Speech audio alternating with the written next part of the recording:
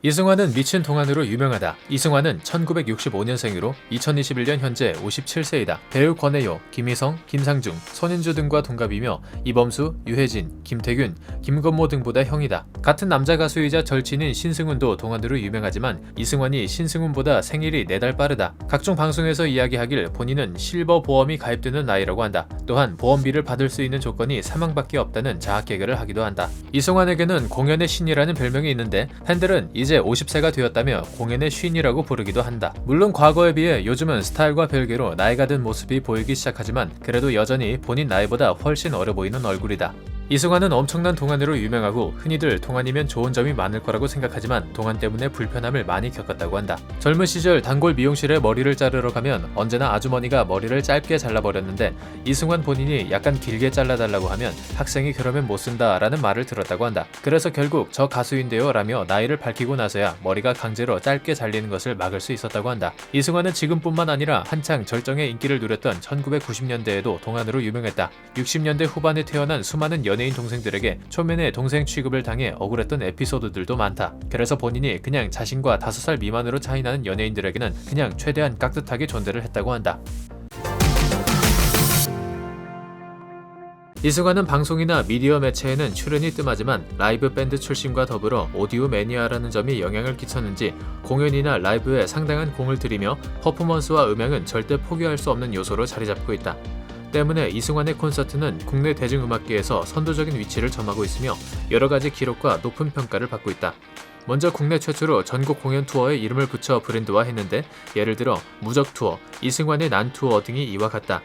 또한 국내 최초의 제나이저 후원 가수, 게스트도 없이 9시간 30분 공연, 최초 ABR 공연 도입 등이 있는데 ABR은 움직임 제어가 가능한 초대형 풍선 예술이라고 한다.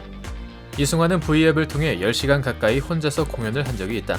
2019년 6월 15일 라스트 바데이 괴물 공연을 V앱에서 생중계했는데 15일 오후 4시에 시작된 이 공연은 다음 날인 16일 오전 4시 10분에 종료되었다. 공연 중간 관객들의 식사 시간을 위해 마련된 2번의 인터미션을 제외하고 순수 공연 시간만 9시간 30분 30초가 집계된 것이다. 2016년 바데이 7 공연에서 세운 8시간 27분 기록을 본인이 다시 경신한 것인데 이는 전 세계적으로도 유례가 없는 진기록이라 한다. 이날 이승환은 혼자서 무려 93곡에 달하는 라이브 무대를 단 한 명의 게스트도 없이 소화해냈다. 이승환은 데뷔까지의 과정이 상당히 험난했다. 가수로 데뷔하기 위해 온갖 음반사를 다녔으나 데뷔는커녕 물만 먹고 다녔다고 한다. 아들이 음악을 한답시고 속만 뒤집고 있는 꼴을 보던 이승환의 아버지는 유산을 미리 떼준다는 생각으로 해보고 안 되면 그만둔다는 약속을 받은 뒤 음반 제작비로 쓰라고 돈을 내주었다고 한다. 약 500만원 가량의 돈이었는데 이승환은 그 돈으로 친구와 함께 자신의 데뷔 음반을 직접 제작하게 된다. 그때까지만 해도 이승환은 부모님의 속만 더 뒤집는 아들이었는데 결과적으로 1년이라는 시간 후에 그 데뷔 음반이 대박이 나게 된다. 본인이 직접 제작한 데뷔 음반, 그것도 지상파 방송 출연도 없이 100만 장 판매를 달성한 것이다. 그리고 이승환이 함께 작업했던 친구는 바로 1990년대 초중반을 풍미한 작곡가 오태호인데 오태호가 명성을 얻은 것도 이승환 1집을 통해서라고 한다. 앞서 말했듯이 이승환은 가수 유재하 다음으로 소속사를 거치지 않고 가수 본인이 직접 자신의 음반을 제작한 가수이다. 당시 아버지 돈을 빌려 우리기획이라는 1인 기획사를 세우고 앨범을 만들었다고 한다. 사실 데뷔도 하지 않은 일반인이었던 이승환이 혼자서 앨범을 제작할 수 있었던 이유는 이미 그 전부터 당시 아마추어로는 흔치 않게 홈 스튜디오 장비가 있었기 때문이라고 한다. 그래서 김종서를 비롯한 당시의 아마추어들이 자주 녹음하러 다닌 명물이었다고 한다. 여담으로 이승환은 보너스 트랙이라는 것을 최초로 도입한 가수인데 이 집에 이 세상은 이라는 곡은 CD에만 수록되어 있고 카세트 테이프에는 수록되지 않은 보너스 트랙이라고 한다. 이승환은 탁재훈과 신정환의 듀엣인 컨츄리 꼬꼬와 법정 싸움까지 간 적이 있다. 지난 2007년 이승환은 12월 22일부터 24일까지 3일간 올림픽공원 펜싱 경기장에서 콘서트 슈퍼히어로를 열었고 컨츄리 꼬꼬는 바로 다음 날인 12월 25일 같은 장소에서 콘서트 불후의 명곡을 개최했는데 컨츄리 꼬꼬가 이승환이 사용했던 무대 설비와 특수 효과 등을 철거하지 않고 그대로 사용한 것이 문제가 된 것이다.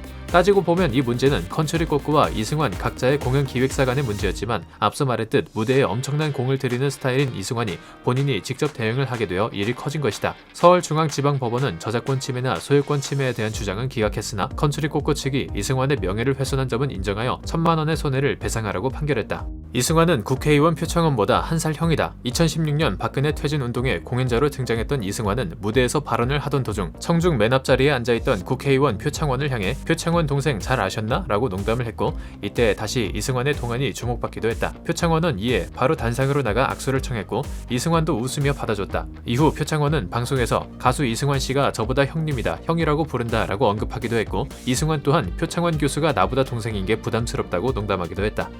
이승환은 피규어 수집, 게임, 음향기기 등 다양한 분야의 오덕으로 알려져 있다. 피규어의 경우는 1000여 점 넘게 소지하고 있다고 본인이 직접 밝히기도 했다. 한 방송에서 이승환의 피규어 컬렉션이 공개된 적이 있는데 오나이 여신님의 베르단디, 파이널 판타지 10의 유우나, 신세기 에반게리온 등의 애니메이션 피규어는 물론 아메리칸 코믹스의 히어로나 이소룡 피규어도 있었다. 그러나 반려견을 키우고 난 뒤로 피규어 수집은 접었다고 한다.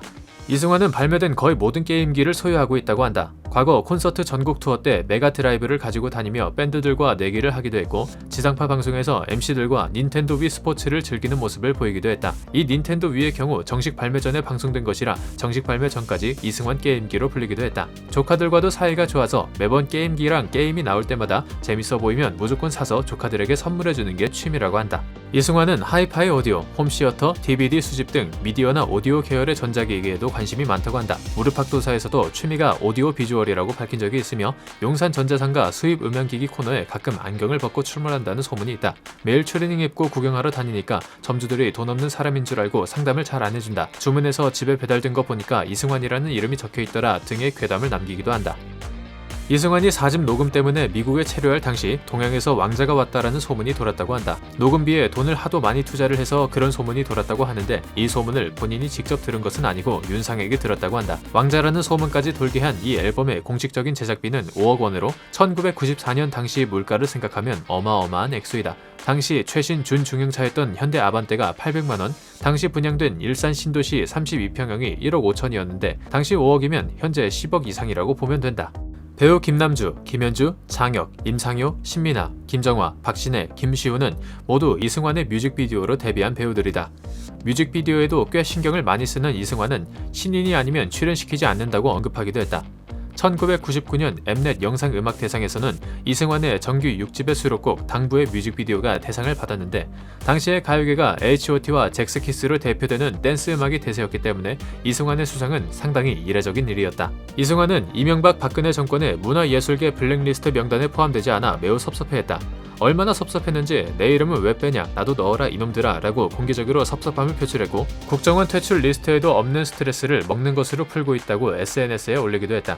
사실 이 블랙리스트라는 것은 연예인의 방송 출연을 막아 금전적 손해를 주는 것이 주된 목적인데 이승환의 경우 방송 출연으로 먹고 사는 연예인이 아니기 때문에 명단에 오르지 않았을 가능성이 높다. 이를 두고 팬들은 농담으로 어용가수, 적폐가수라는 별명을 붙이기도 했다. 2017년 예능 프로 인생 술집에 출연했을 때는 블랙리스트에 없으니 창피하기도 하고 잘못 살았나 싶기도 하다고 농담을 하기도 했다. 이승환은 뮤직비디오 감독이자 박근혜 최순실 게이트에 연루된 사람 중 한 명인 차은택과 인연이 깊다. 실제로 차은택은 이승환의 휘문 고등학교 후배이자 이승환의 당부와 그대가 그대를의 뮤직비디오를 촬영하기도 했는데 이 중 당부는 앞서 말했듯 엠넷 영상음악대상에서 대상을 수상했다. 실제로 차은택은 이승환과 상당히 절친했던 사이였고 차은택이 박근혜 최순실 게이트에 연관되었다는 사실이 밝혀지자 이승환은 차은택에게 자수하고 죗값을 받으라고 했다고 한다. 그러나 차은택이 이를 무시했고 그 후로는 연락을 끊었다고 한다. 가수 이승환은 지난 2019년 데뷔 30주년을 맞았습니다. 50이 넘은 나이지만 이승환의 음악은 아직 젊다고들 하죠. 발라드와 락, 스탠다드 팝과 락 오페라까지 커버하는 그의 음악 세계에 대해 이승환은 나이가 들어도 젊은 음악을 하는 현역 뮤지션임을 보여주고 싶다. 대중음악계 가수들의 생명력이 연장될 수 있는 선례가 되었으면 한다 라고 대답하기도 했습니다. 영원한 어린 왕자, 공연의 신 이승환의 음악 활동을 응원하며 오늘 영상 여기서 마치도록 하겠습니다. 시청해주셔서 감사합니다. 영상이 별로였으면 싫어요와 구독을 눌러주세요. 영상이 재밌으셨다면 좋아요와 구독을 눌러주세요.